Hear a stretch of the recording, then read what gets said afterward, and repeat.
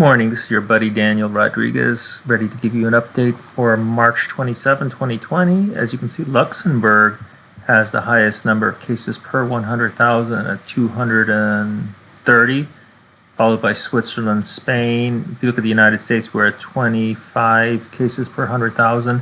I hear people saying, oh no, the US has surpassed everybody in the number of cases. You have to look at cases per some valuable marker, like either 100,000 or a million. That's the only thing you can look at. You cannot look at the raw number of cases. That's absolutely meaningless.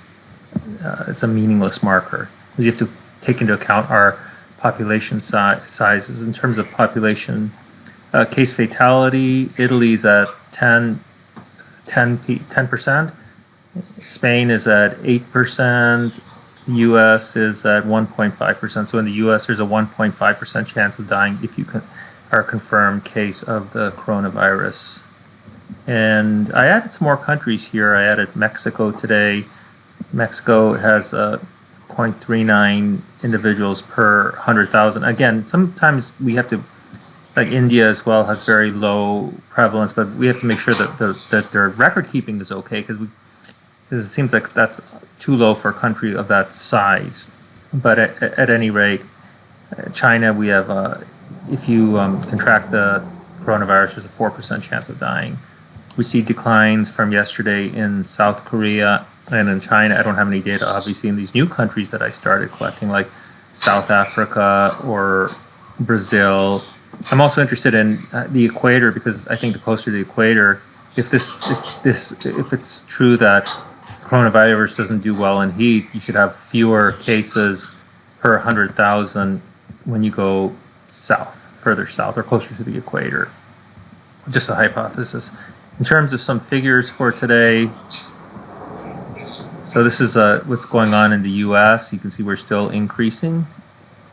Haven't stopped increasing yet overall in terms of our prevalence. When we compare ourselves to South Korea and Italy still way surpasses everybody, and it's still growing number of cases, although I hear people are excited that it seems to be the growth is slowing. Doesn't look like it's slowing that much to me from this figure. In terms of this newer figure, I'm looking at case fatality, and I'm looking at hospital beds and percent of population above 65 or older, and population density. There seems to be a really clear relation between the hospital beds and population above 60. But there's also seems to be so here we have this sorted by highest to lowest in terms of case fatality.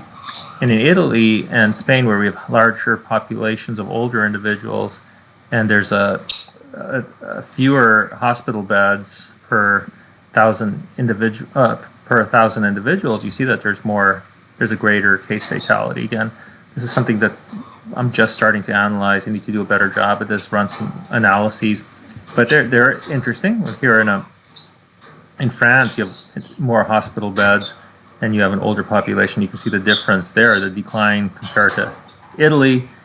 And Japan's an interesting case. So you look at Japan. In Japan, you have an older population, a larger number of hospital beds per 1,000 individual, and you have a decreasing case fatality. And look at their population density, it's higher. So these are all things to take into account. Where are we in the United States? We're over here. So smaller number of hospital beds for our older individuals. But it's interesting how this mirrors the hospital beds. So Germany's obviously doing a really good case because their population density is quite high.